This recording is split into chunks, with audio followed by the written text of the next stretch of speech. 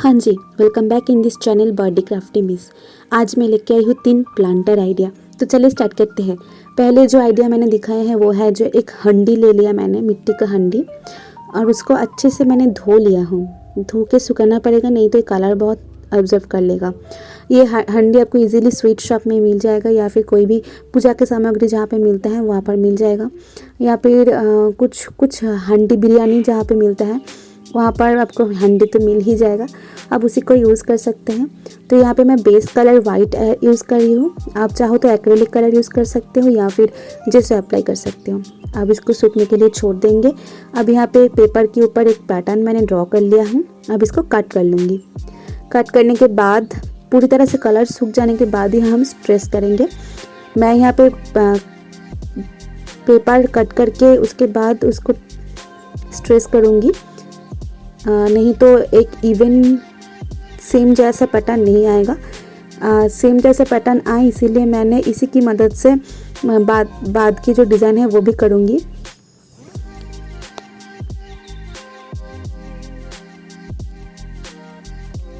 यहाँ पे हम सारी डिज़ाइन कर लिया हूँ।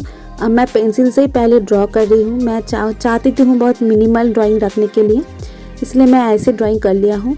उसके बाद ये दो प्रुशियन ब्लू एंड वाइट, इन दोनों को कॉम्बिनेशन में हम यहाँ पे कलर करेंगे। जो ब्लू पॉटरी है ना वो बहुत चल रहे हैं अब, तो इसीलिए मैं यहाँ पे जो ब्लू पॉटरी का डिज़ाइन होता है वो मेनली ब्लू एंड वाइट की कॉम्बिनेशन में ही आता है, तो इसीलिए मैं यहाँ पर वही कर रही हूँ। आप चाहो तो वो ना करके किसी और भी कलर से भी कलर कर सकते हो, पर मुझे ना बहुत दिनों से एक मन था कि मैं एक ब्लू पटोरी जैसा मैं बनाऊँ।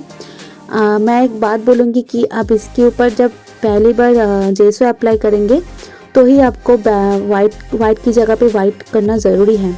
आप नहीं तो आप वाइट एक्रेलिक कलर पहले यूज़ कीजिए वाइट बैकग्राउंड के लिए, तो फिर बाद में आपको वाइट एक्रेलिक करने का कोई ज़रूरत नहीं है। ठीक है, तो बहुत धीरे धीरे से आपको करना पड़ेगा, नहीं तो जो वाइट का पोर्शन है उसके अंदर भी घुस जाएगा ब्लू कलर। तो अब देखिए ये ऑलमोस्ट रेडी हो गया है। बाकी का जो पोर्शन है उसमें हम साड़े में ब्लू कलर कर देंगे। और हाँ, कौन कौन मेरे चैनल को अभी भी सब्सक्राइब नहीं किया है प्लीज़ कर लीजिए ना। आप लोग देखते तो है मेरी वीडियो को, पर शेयर भी नहीं करते हो, लाइक भी नहीं करते हो, सब्सक्राइब भी नहीं करते हो। क्यों? सब्सक्राइब कर दीजिए। मैं हर हफ्ते तो वीडियो देती रहती हूँ, और मुझे कुछ क्वेश्चन पूछना है तो आप कमेंट सेक्शन में पूछ सकते हैं या फिर इंस्टाग्राम पे मुझे पूछ सकते हैं। इंस्टाग्राम का लिंक मैं डिस्क्रिप्शन बॉक्स में देती रहती हूँ, तो वहाँ पर भी मुझे फॉलो ज़रूर कीजिएगा। और प्लीज़ यार सब्सक्राइब कर दीजिए, आप लोग मेरा फ्रेंड हो ना, तो प्लीज़ सब्सक्राइब कर दीजिए और मेरे चैनल को और भी बढ़ा कीजिए। और जो लोग पहले से ही सब्सक्राइब कर चुके हैं उन सभी को बहुत बहुत बहुत सारा थैंक यू। अब देखिए ब्लू कलर का पोर्शन तो रेडी हो गया। अब जो मैं बैकग्राउंड में पहले वाइट कलर किया था वो था जिसो, इसीलिए मैं उसके ऊपर वाइट का जो पोर्शन है वहाँ पे मैं एक्रेलिक कलर कर रही हूँ। आप ये मत कीजिएगा, आपको मैं बोलूँगी कि पहले आप वाइट एक्रेलिक कलर करके उसी के ऊपर आप ब्लू करिए, तो आपको जो ये मेहनत है वो नहीं करना पड़ेगा। पर मैंने वो नहीं किया था, तो इसीलिए मैंने सोचा कि उसके अंदर पहले वाइट कर लेती हूँ, क्योंकि वाइट एक्रेलिक कलर करना और जेसो करना अलग लगता है दिखने में भी, तो इसीलिए मैं बोल रही हूँ। पर वाइट को प्रोमिनेंट करने के लिए वाइट एक्रेलिक कलर ज़रूरी है। और ब्लू पॉटरी में तो मेन दो ही कलर होता है, ब्लू एंड वाइट, तो वो भी दोनों अच्छा कलर होना ज़रूरी होता है। ठीक है, अब ये जो ऊपर का पोर्शन है इसमें हम डायरेक्ट ब्लू कलर कर रहे हैं। आप देख सकते हैं कि क्यों मैं बार बार बोलती हूँ कि किसी भी सरफेस को कलर करने से पहले वाइट बैकग्राउंड होना ज़रूरी है। अब देखिए यहाँ पर जो ब्लू कलर है, मैं पहले वाइट नहीं किया था, इसीलिए देखिए ब्लैक जैसा लग रहा है। इसके ऊपर मैं पहले वाइट लगाई थी तो बैकग्राउंड जो ओरिजिनल ब्लू है वो निखर के आती थी, पर मैंने टाइम नहीं था इसीलिए मैंने डायरेक्ट कलर कर दिया। पर कैमरा में बहुत इतना ज़्यादा ब्लैक लग रहा है, पर ओरिजिनली इतना ब्लैक तो नहीं लग रही थी। तो अब इसी के ऊपर हम थोड़ी और बहुत डिज़ाइन कर रहे हैं।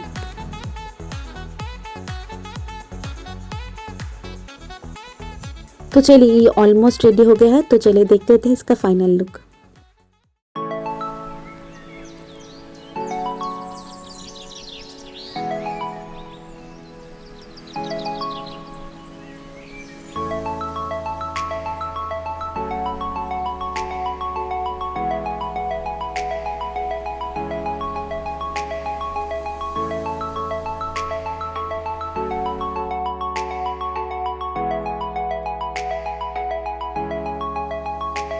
चले आए हैं सेकेंड DIY में।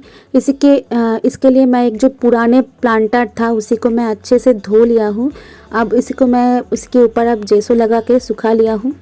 इसके ऊपर हम डेकोपच करेंगे। मैं ये जो शीट है ये मैंने प्रिंटर से प्रिंट कर चुकी थी, पर आप चाहो तो जो रेडीमेड डेकोपच पेपर या फिर डेकोपच नैपकिन जो मिलता है आप उसी को यूज़ कर सकते हो, पर मैंने समझा कि यही बहुत रिजनेबल होता है, इसलिए मैं ऐसे प्रिंट करके रखा था पहले से ही, मैं यूज़ नहीं किया था। तो उसी को अब मैं यहाँ पे स्टिक करूँगी। इस पेपर को पहले स्टिक करने के बाद जो बैकग्राउंड का कलर है वो हम करेंगे। तो आप एक चीज़ देख सकते हैं कि यहाँ पे जेसो है निकल रहे हैं, क्योंकि मैंने पूरी तरह से अच्छी तरह से सुखाया नहीं था, तो इसीलिए मैं बोलूँगी कि अच्छे से सूखने के लिए छोड़ देना है और बहुत ज़्यादा हल्के हाथों से रब मत कीजिएगा। और जो डैबर की मदद से हम पेंट कर रहे हैं उसी को भी हम बहुत ज़्यादा डैब नहीं करेंगे, नहीं तो बहुत कलर निकलते रहते हैं, इसीलिए मैं बोल रही हूँ। और एक बात, जो मेन पिक्चर हमने लगाया है उसके अंदर जो कलर है उसी की मदद से ही हम बैकग्राउंड को भी कलर करेंगे। डेकोपच का यही रूल होता है कि जो बाहर से कोई पेपर हमने स्टिक किया है वो नहीं लगना चाहिए। देखने के बाद ऐसा लगना चाहिए कि ये पेंट किया है हमने उसमें, तो बिल्कुल इस तरह से। इसके बाद इसके अंदर था टील ब्लू या फिर ब्राउन, ये सब को हम ऐसे कलर करते रहेंगे।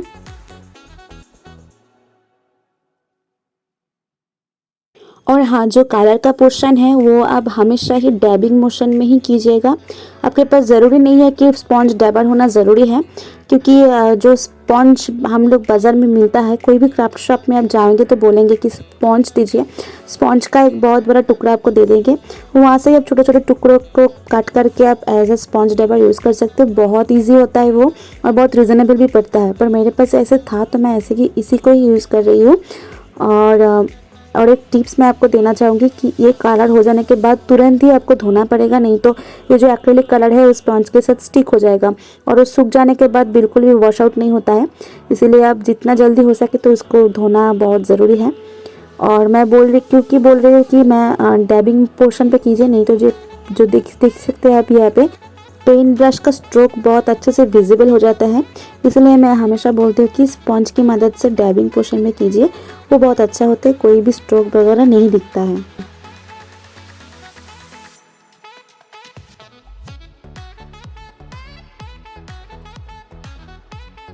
और हाँ, सब्सक्राइब किया ना, नहीं किया तो जल्दी कीजिए, यहाँ पर पॉज करके जल्दी से जल्दी सब्सक्राइब कीजिए और उसके बाजू में जो बेल आइकन है वो भी दबा देना, ताकि कोई भी नोटिफिकेशन आपसे मिस ना हो जाए।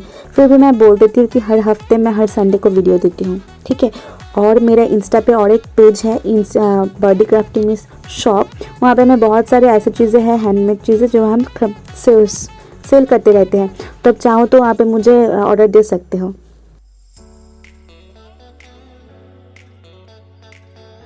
और एक बात मैं बोलना चाहती हूँ, जो भी प्रोजेक्ट यहाँ पे मैं दिखाती हूँ सभी प्रोजेक्ट को अच्छे से सूखने देना है, बहुत अच्छे से सूख जाने के बाद आपको एक को जिस मॉड पॉच का और मॉड पॉच सूखने के बाद आपको वार्निश लगाना बहुत ज़रूरी है, नहीं तो ये कलर जो है दिन ब दिन ख़राब होते रहते हैं। तो बहुत ज़रूरी है मॉड पॉच लगाना और उसके सूखने के बाद वार्निश लगाना। और एक बात, ये सब हैंडमेड चीज़ें हैं तो बाहर ना यूज़ करें तो ही अच्छा है, इंडोर प्लांट के लिए यूज़ करेंगे तो अच्छा होता है, क्योंकि धूप में रखेंगे तो कलर फेड हो जाता है। और धोने के लिए अब मैं आपको बोलूँगी घिसना मत, घिसेंगे तो कलर निकल जाएगा। अब ऐसे ही नॉर्मल कपड़े से वाइप आउट करते रहिए तो अच्छा होता है। अब यहाँ पे मैं फ़ोटो के अकॉर्डिंग कुछ और थोड़ी एलिमेंट ऐड करते जा रही हूँ, ताकि एक जैसा दिखते रहे, ऐसा ना लगे कि ये जो पेंटिंग मैंने चिपकाया है तो वो बाहर से लगाया हुआ है, इसलिए मैं उसके कंटिन्यूएशन में थोड़ी बहुत चीज़ें यहाँ पे ऐड करते जा रही हूँ। ये ऑप्शनल है, आप चाहो तो कर भी सकते हो, पर ना भी कर सकते हो, ठीक है।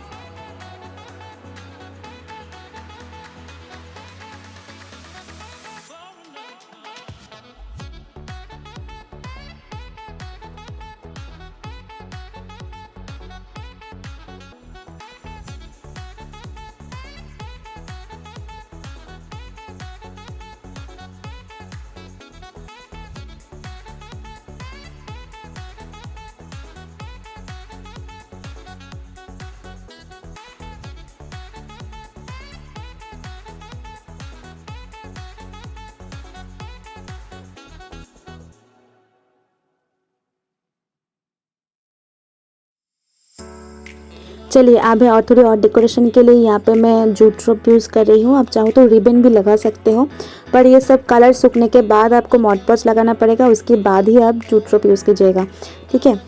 तो कैसा लगा मुझे कमेंट करके बताना ज़रूर। तो इसी के साथ ही ख़त्म होते हैं हमारा सेकेंड DIY। कैसा लगा मुझे कमेंट करके बताना ज़रूर और लाइक भी कर देना। और तो चलिए थर्ड DIY की तरफ से, पर जाने से पहले फाइनल लुक ज़रूर देख लेना।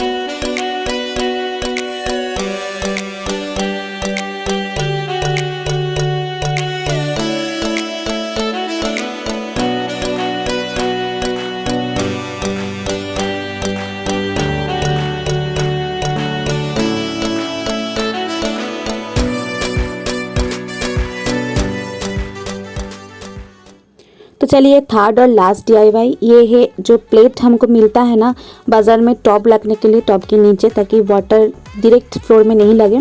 इसी प्लेट के ऊपर मैंने एक पिक्चर मैंने ड्रॉ किया था बहुत पहले, पर इसका वीडियो मैंने शूट तो किया था पर मैंने कभी भी पब्लिश नहीं कर पाई, क्योंकि इसका वीडियो किसी भी करके मुझे डिलीट हो गया। इसका ऊपर का जो पोर्शन है वहाँ पे आप एज इट इज़ इस पिक्चर को ऐसे ही रख सकते हो, या फिर इसी के ऊपर कुछ और भी पेंटिंग कर सकते हो। तो पहले जैसा अप्लाई करना इस पिक्चर को छुपाने के लिए, पर मैंने आज डेकोरेट करूँगी यहाँ इसके जो बाहर की साइड है उसी के पोर्शन में। ऊपर को हम एज इट इज़ रख रही हूँ, तो बाहर के पोर्शन को डेकोरेट करने के लिए मैं पहले जैसा अप्लाई करूँगी। यहाँ पे जैसा अप्लाई करना ज़रूरी है। अब जैसे सूखने के बाद यहाँ पे हम कलर करेंगे। कलर मैं एक्रेलिक कलर कर रही हूँ, कलर अकॉर्डिंग टू आपकी चॉइस। आप चाहो तो कुछ और भी कलर कॉम्बिनेशन में कर सकते हो, ओके। क्योंकि मैंने सोचा था कि ऊपर का जो ड्राइंग है वो बहुत एज इट इज़ बहुत सुंदर है, इसीलिए मैंने उसको वाइप आउट नहीं किया था। पर आप चाहो तो उसी को निकाल के कुछ और भी ड्राइंग कर सकते हो, पर और मेरी तरह अंदर भी ड्राइंग कर सकते हो। पर मैंने सोचा क्योंकि इसको यूज़ तो मुझे करना ही था, तो इसीलिए मैंने इसी को बाहर की तरफ से मैं ड्राइंग कर रही हूँ।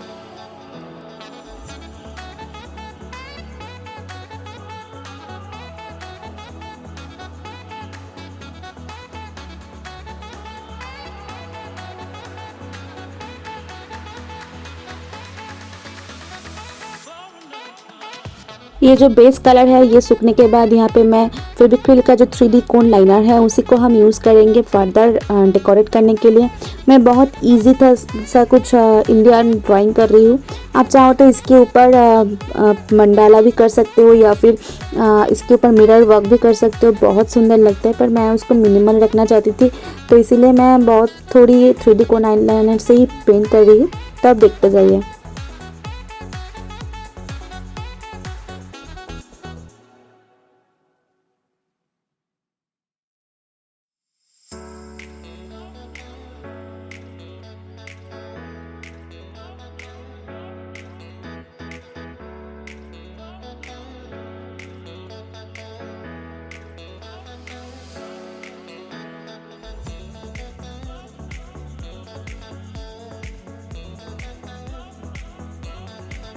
आपको पता है ये जो टेक्निक है बहुत सूदिंग टेक्निक है। मुझे तो ऐसे सारे छोटे छोटे डिटेलिंग करना बहुत अच्छा लगता है, बहुत क्यों मुझे पता नहीं क्यों, पर बहुत अच्छा लगता है। तो आपको भी बोलेंगे कि बहुत टाइम लेके पेशेंस लेके छोटे छोटे डिटेलिंग करेंगे तो बहुत सुंदर लगते हैं, और बहुत भरा भरा डिज़ाइन करेंगे तो अच्छा लगता है दिखने में। और एक बात, ये सब हो जाने के बाद फिर मैं और एक बार बोलूँगी कि मॉड पॉच यूज़ करना, उसके बाद वार्निश ज़रूर यूज़ करना। अब इसके ऊपर जो पिंक कलर का जो बॉर्डर है उसके ऊपर हम पेंट करेंगे।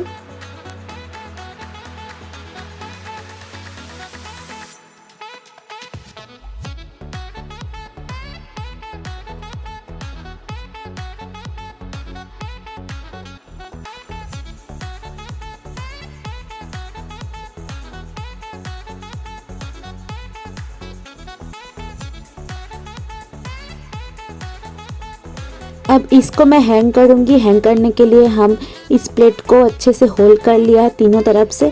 अब इसको हैंग करने के लिए मैं यहाँ पे जूट रोप यूज़ करूँगी। आप चाहो तो रिबन भी यूज़ कर सकते हो, मैक्रामे यूज़ कर सकते हो, कुछ भी कर सकते हो। आज के वीडियो इतने ही तक, तो मिलते हैं अगली संडे। टाटा।